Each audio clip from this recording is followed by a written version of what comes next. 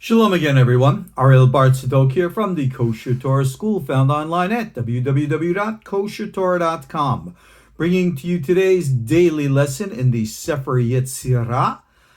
This is lesson 31, and we're going to cover Mishnah 12 of chapter 1 here, dedicated, of course, to the safety, health, well-being, and now prosperity.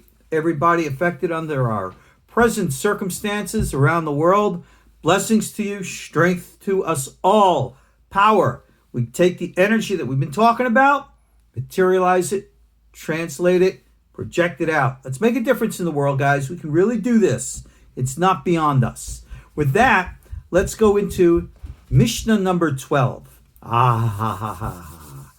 We're going to discuss a very, very interesting topic right now. Fire.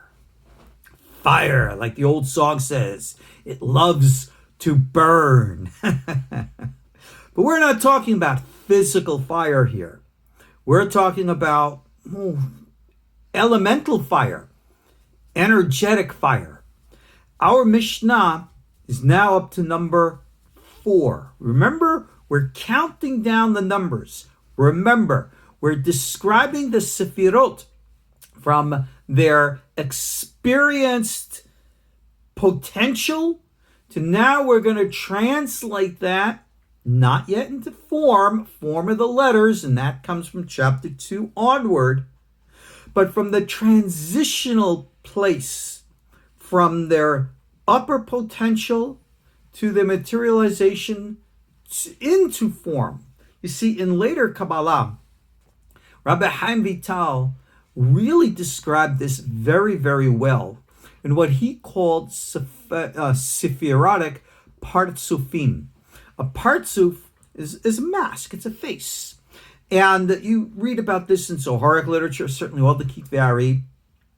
You have all the different partsufim, all right, the Sephirotic faces.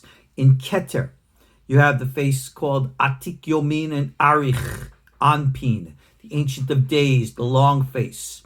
In Abba, Chochma, you have Abba, father, and Yisrael, Saba, grandpa, Israel. In Bina, you have, of course, Ima, who's mother, and Tevuna, intelligence.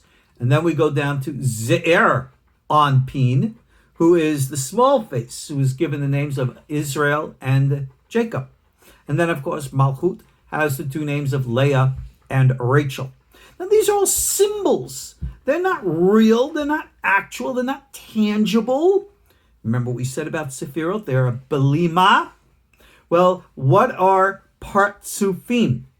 They are, in quote, the faces of Sephirotic constructs. And we've described these, especially the Ari, I should say Chaim Vital, gives us a very profound awareness of the inner psychological operations of our humanity and how inside us we perceive God.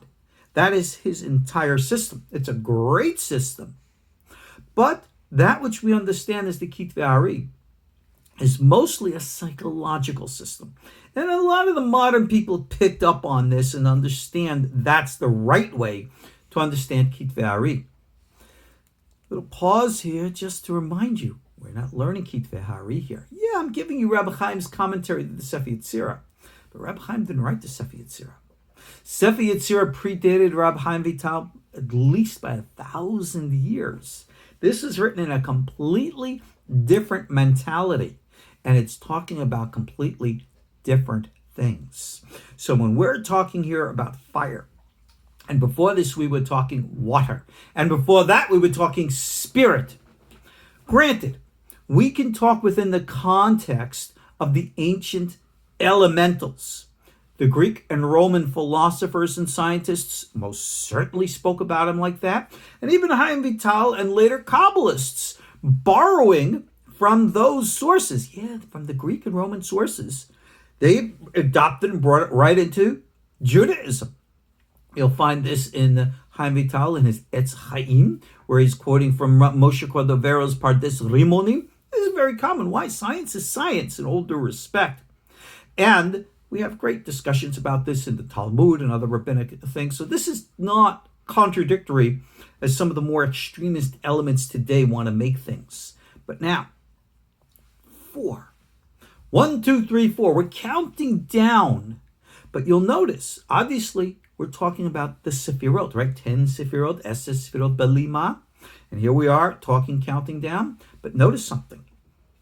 Throughout the entire Sefer Yetzirah, when it talks about Sephirot, which is this entire first chapter, nowhere are they ever given names like the later Kabbalah does. You'll never refer, or I should say seen or referred here in our text, as number 1 being Keter, number 2 being Chochmah. We're doing that in our Lurianic Chaim Vital interpretation of the text. But like I've shared with you, I have my 40-hour course on the prophetic teachings of this text, completely different from what we're teaching here. Yeah, how can you have something completely different? Well, remember, it's kind of how you want to look at it.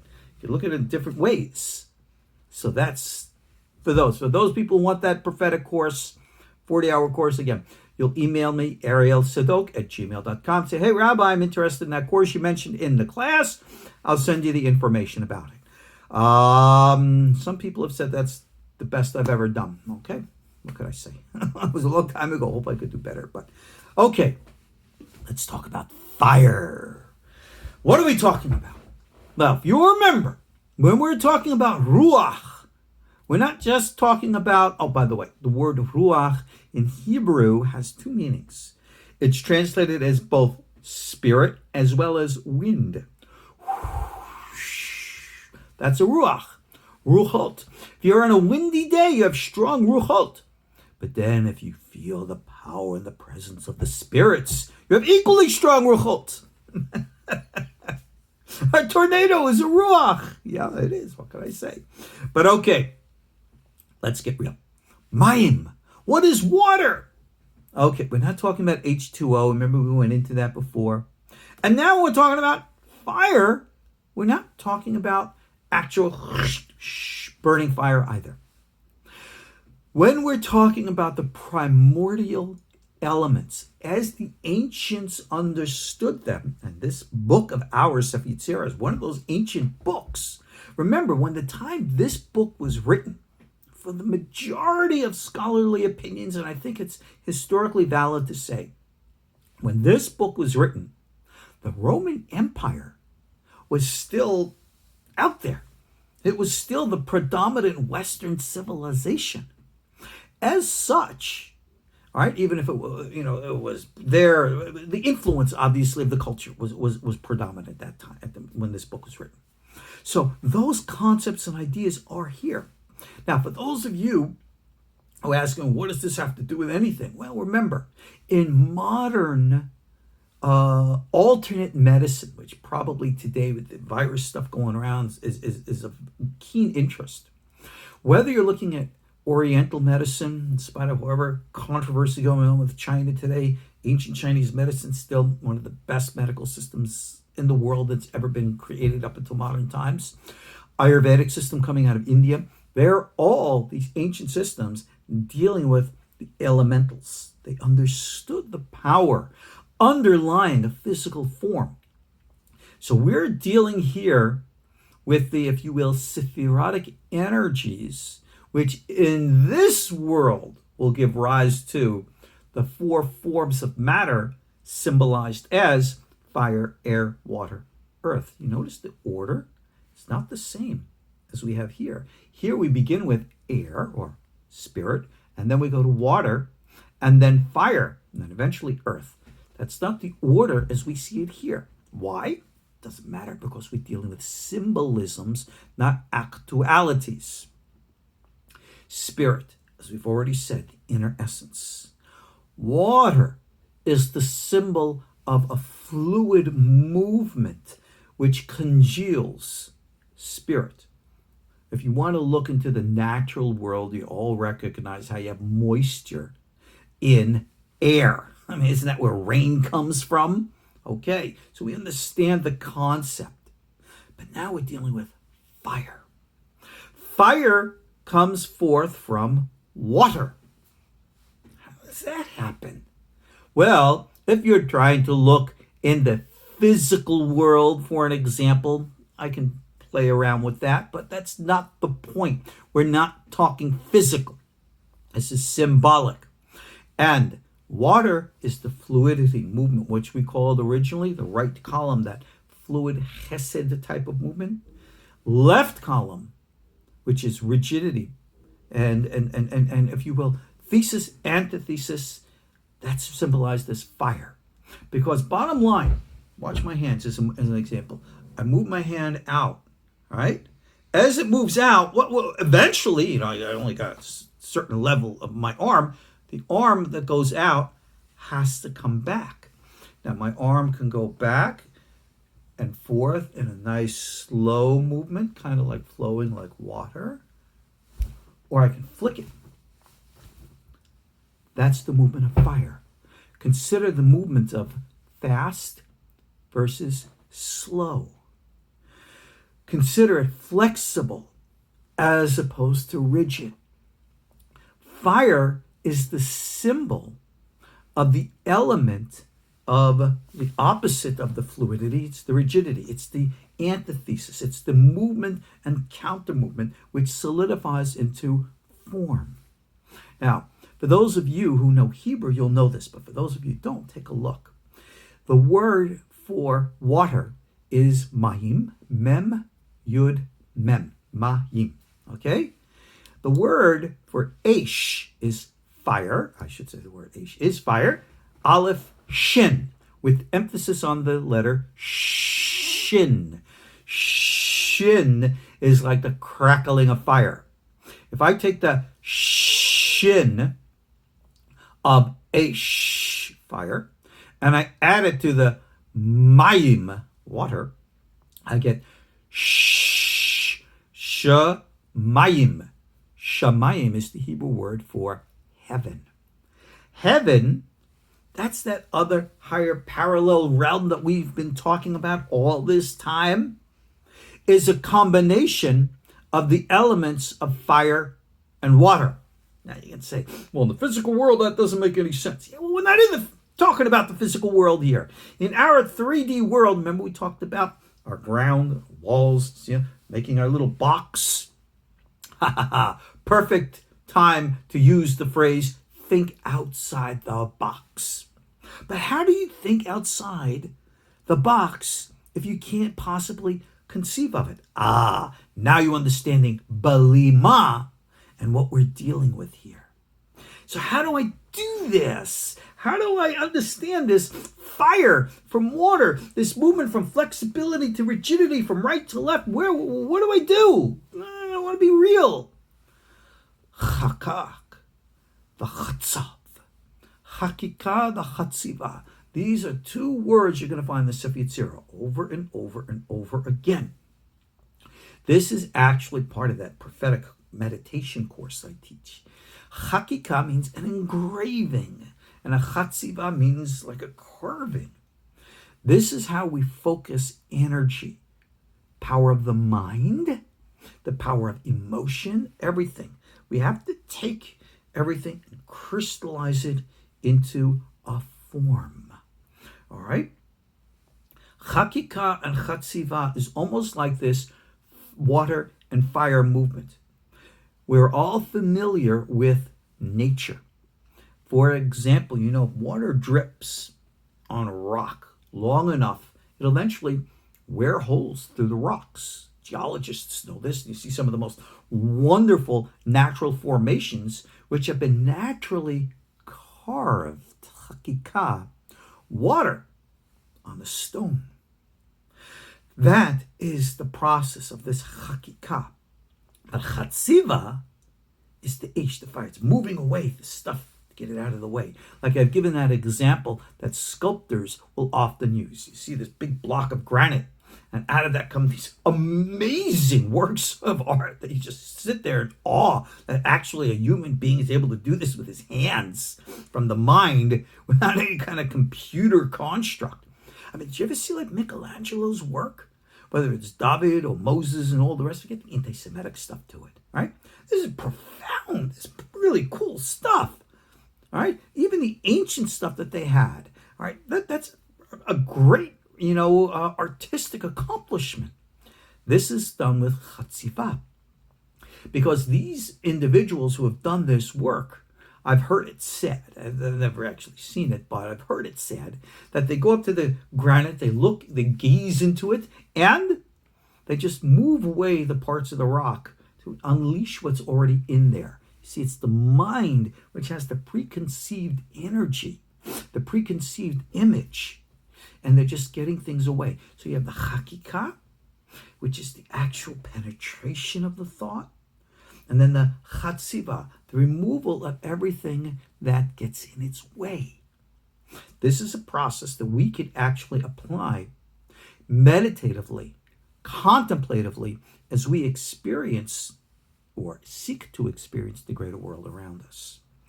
So, this power of fire, this energetic construct, through this form of hakikah and chatzivah, brings forth the kiseh hakavod, the throne of glory. It brings forth the seraphim, a type of an angel, not so raphim, which means the burning ones, even though you might think we're talking fire. Seraphim, from the word seraph, they're the reptilians, they're the tili. Talk about them at another time. Or you want to learn more about the tili, you can go onto my YouTube channel, put in T-E-L-I as a search, and you'll find a whole bunch of stuff about them. They're the ones you're going to have to deal with. Chapter 6 in this book. Ofanim, the specific wheels. In all due respect to my dear colleague Eric, on Mannequin Chariot of the Gods, the wheels were not the landing gear of the spaceship. They are a conscious, living, sentient body of entities. According to our legend, the head of whom is called Sandalphon, who is the mate, in quote, of Metatron, and that gets into deeper stuff from another time. Go to my YouTube channel, look up that stuff. Hayot HaKodesh, the holy Hayot. Everyone wants to translate Hayot as living with the animals. Just like we have animals here in this world, we have animals in that world. Man, higher levels, higher selves. As you all know, I got my darling German Shepherd, Sierra. She's a Chaya, right here. They're a Hayot HaKodesh. They're higher levels. And there are many people who in meditative traditions have actually experienced them and had interactions with them. Kind of weird, but so it says. Ezekiel saw it in the chariot, okay? And then, of course, Malachei HaSharet, the angels or messengers who are out to implement the deeds. They're the heavenly civil servants. They're the mailmen. All right, they're the UPS drivers. They're the mailmen who serve heaven. Okay, it's facetious, but it's true. And then the Mishnah says, Meshloshtan, and from the three of them, three of what? Ruach, spirit or air, water, fire, the elements. Yesad me'ono is the foundation of what we call God's place. In other words, the foundation of the realms of form. But that which we call, in quote, the other realm, our higher dimensional plane. These entities exist therein like we exist herein. But this realm, which we call heaven, this is not, in quote, the heaven where, in quote, God resides. We have this mythology. You die, you go to heaven. Heaven's this one big old place, right? You walk down the path and you make a right and you go down there and you make another left. And there are these big pearly gates. You put in the code. The pearly gates open depending on your religion. It's either St. Peter, Rabbi Shimon Bar Yochai, or the Prophet Muhammad. Whoever's up there, you got to give them your entry card. And then it lets in, tells you, okay, go down there, go to the left, go to the right. And then there's this big throne and there's this guy sitting on the throne. Blah, blah. This is all fantasy stuff. This is all nonsense, of course. That's not what heaven. We're talking about a dimensional reality, which is right here next to ours. It's just that our consciousness is locked in here. And this is not the domain. There are 7 heavens, domains, planets, dimensions. Maybe there's no difference between them. We'll pick up on this next class. All right, we'll talk more about the malachim and the realities of that which we call shamayim. But know and understand their relationship their relationship to us and our access to them. Check out all my other courses online. Check out all the other teachings. We'll pick this up next time. I'll see you all soon. God bless. Ariel Tzadok, KosherTorah.com. You'll see us online.